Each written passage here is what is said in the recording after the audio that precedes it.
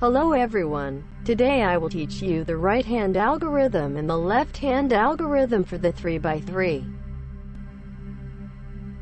For the right-hand algorithm, it will be R, U, R prime, U prime. Once more.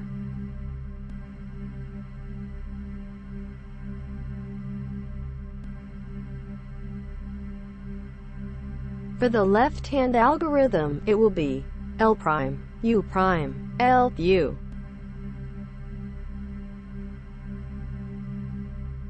Once more.